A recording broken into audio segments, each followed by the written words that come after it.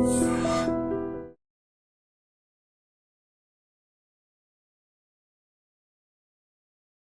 Hello నమస్తే, welcome back to iDream media. ఈరోజు మనతో ఉన్నారు స్టాక్ మార్కెట్ అనలిస్ట్ అని గురుప్రసాద్ గారు. సార్తో మాట్లాడుతాం. Hi sir. సార్, అంటే గోల్డ్ ముందు ఎసెట్ అలొకేషన్స్లో కమోడిటీస్లో గోల్డ్ సిల్వర్కి మనం చాలా ట్రెడిషనల్గా కూడా హెవీగా ఇన్వెస్ట్ చేస్తూ ఉంటాం. అయితే లాస్ట్ ఇయర్ 2024లో గోల్డ్ అనేది 24% రిటర్న్స్ ఇచ్చిందని, సిల్వర్ దానికంటే బెటర్ రిజల్ట్స్ ఇచ్చిందని చెప్పేసి విన్నాను. ఇక ఈ ఇయర్ చూసుకున్నట్లయితే గోల్డ్ 1 lakh ఫిగర్ దాటుతుంది, ఇలా రకరకాల వినిపిస్తుంది. అసలు కమోడిటీస్ యొక్క ఫ్యూచర్ గురించి చెప్తారా? గోల్డ్ సో ఏం చెప్పాలి, ఇండియాలో అందరికీ ఇష్టమైన వస్తువు. అంటే ఒక 1000 రూపాయలు ఒక గ్రామ్కి తగ్గితేనే జనాలు వెళ్ళిపోతారు. అలా ఉంది పరిస్థితి. బట్ ఎప్పుడు ట్రేడింగ్లో తీసుకొచ్చారో అది వచ్చి ఒక సామాన్యుడికి టఫ్ అయిపోయింది. గోల్డ్ అంటే కొనడం చూడడం వరకే అలా అయిపోతుంది నెక్స్ట్ కమింగ్ డేస్లో. కాబట్టి గోల్డ్ వచ్చి భారీ లెవెల్లోనే పెరగబోతుంది కమింగ్ ఇయర్స్కి చెప్తున్నాను. నెక్స్ట్ నేను చెప్పేది వచ్చి ఒక లాంగ్ టర్మ్గా చూసుకుంటే ఇక్కడ నుంచి ఒక 4 to 5 years గోల్డ్ వచ్చి డెఫినెట్గా 1,10,000 20,000 ఖచ్చితంగా వెళ్ళబోతుంది.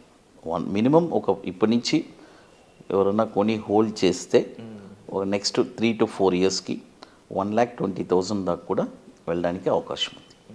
అది తర్వాత సిల్వర్ యాక్చువల్గా ఒక పెద్ద టార్గెటే ఉంది.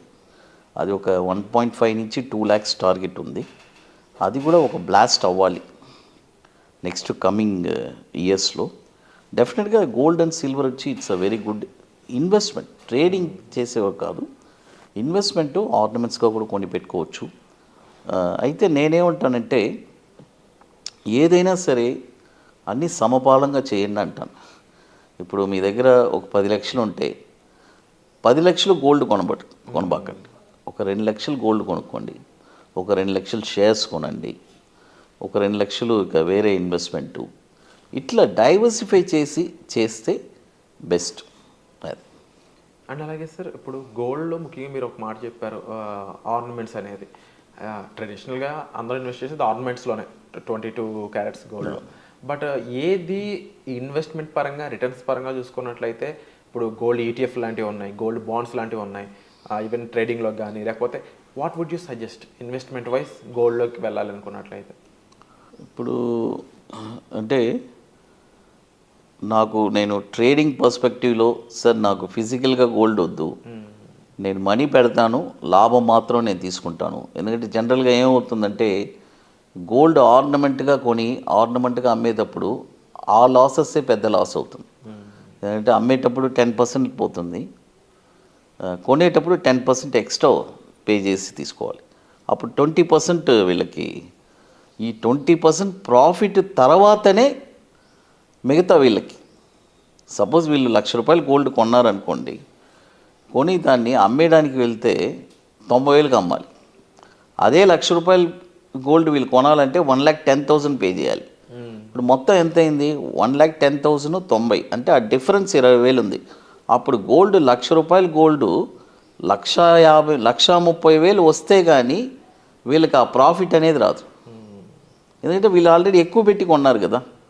అందుకని గోల్డ్ వచ్చి ఈ ETFస్లో గోల్డ్ బీసు అదే ఇలాంటి వాటిలో వీళ్ళు పెట్టుబడి పెడితే డైరెక్ట్ ప్రాఫిట్ వస్తుంది. అంటే అక్కడ తరుగు గిరుగు అవన్నీ ఏమి ఉండదు. 1,00,000 రూపాయలు పెడితే 1,10,000 అంటే 1,10,000 పూర్తిగా ప్రాఫిట్ వస్తుంది. ఆర్నమెంట్స్ అయితే ఏం బెనిఫిట్ అంటే యూస్ చేస్తాం, దానికని ఆ డిప్రిసియేషను ఇది కంపల్సరీ వేస్టేజ్ పోతుంది. అండ్ అలాగే మీరు చెప్పడం జరిగింది ప్రీవియస్గా, ఇలాగా గోల్డ్ అనేది ట్రేడింగ్లోకి ప్రవేశపెట్టినప్పుడు మనం కూడా ఇన్వైట్ చేశారు అరౌండ్ 2005 ఆ టైంలో. అప్పుడు ఎలాంటి చేంజెస్ ఉన్నాయి, అప్పటికి డిఫరెన్సెస్ ఏమి ఉన్నాయి సార్? జనరల్గా వాల్యూమ్ బాగా పెరిగింది. జనరల్గానే MCX వచ్చి వాల్యూమ్ కొద్ది తక్కువే, NSE లాగా కాదు. ఎందుకంటే టోటల్గా పూర్తిగా ఇంటర్నేషనల్ మార్కెట్, మన ఇండియన్ మార్కెట్కి రిలేటెడ్ కాదు. బులియన్ మొత్తం ఇంటర్నేషనల్ మార్కెటే కదా. కాబట్టి క్రూడ్ ఆయిల్, కమోడిటీలు కాబట్టి వాల్యూమ్స్ బాగా పెరిగింది ఆ, అని అంటే రేటు బాగా పెరిగింది ఫస్ట్ పాయింట్. అవును. ట్రేడింగ్లో వదిలిన తర్వాత రేట్స్ వచ్చి విపరీతంగా పెరిగింది. అది అండ్ ముఖ్యంగా ఇంకొక స్పెసిఫిక్ పాయింట్ మాట్లాడుకోవాలి సార్. స్పెసిఫిక్గా ఏంటి, సిల్వర్ గురించి.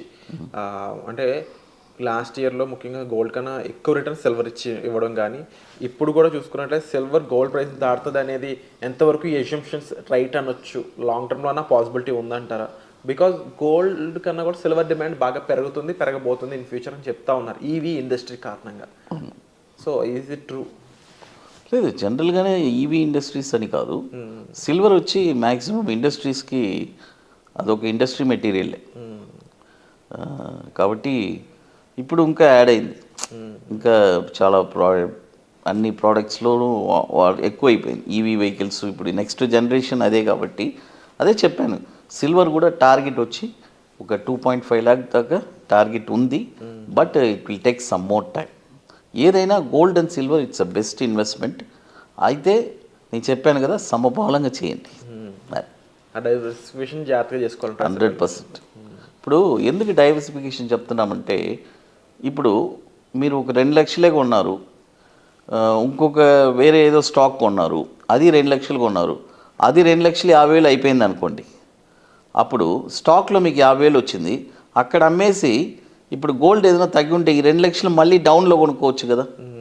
కాబట్టి ఇలా డిఫరెంట్ ఐడియాస్ మీకు వస్తుంది. అది వండర్ఫుల్ సార్. అండ్ ఎవరైతే లేటెస్ట్గా ఎక్కువ మంది మార్కెట్లోకి ఇన్ అవుతున్నారు, కొత్త శాలరీడ్ పీపుల్ అయి ఉండొచ్చు, లేదంటే ఎవ్రీ ఇయర్ వచ్చే గ్రాడ్యుయేట్స్ అయి ఉండొచ్చు, ముఖ్యంగా వీళ్ళందరూ కూడా వితౌట్ ట్రైనింగ్ వెళ్ళి నష్టపోతున్నారని చెప్పొచ్చు. అలాంటి వాళ్ళకి ట్రైనింగ్ యొక్క ఇంపార్టెన్స్ కాస్త చెప్తారు? Training importance it's very important అండి. మీరు ఖచ్చితంగా ఒక మెంటర్ ఉండాలి మీకు. అది ఎవరైనా సరే, మీది ఏ ఊర్లో ఉంటే ఆ ఊర్లో అయినా ఎవరైనా మీకు మెంటర్ ఉంటే ఫస్ట్ నాలెడ్జ్ని పెంచుకోండి. Without mentor you cannot achieve anything. అది ఇట్స్ ఇంపాసిబుల్. లేదంటే పాసిబుల్లే, but it will take a lot of time. 10 years అవ్వచ్చు, 20 years అవ్వచ్చు, 25 years అవ్వచ్చు. ఈలోపు మీ దగ్గర ఉండే డబ్బులు మొత్తం కరిగిపోతుంది. అండ్ 28th వర్క్షాప్ ముఖ్యంగా గురుప్రసాద్ అకాడమీ నుంచి ఎప్పుడు, ఎక్కడ, ఏ విధంగా ఉండబోతుంది? అది ఇప్పుడు March 15th and 16th sir, ITC welcome హోటల్లో. ఓన్లీ ఇంట్రెస్టెడ్ పీపుల్ మాత్రమే. మనం వాళ్ళకి వాళ్ళ ఇంట్రెస్ట్ ఉంటే వాళ్ళు వచ్చి, స్టాక్ మార్కెట్ ఒక ప్యాషన్, పట్టుదల ఉండాలి. ఆ పట్టుదల ఉండే వాళ్ళకే అక్కడ డబ్బులు కూడా వస్తుంది. అది వండర్ఫుల్ సార్.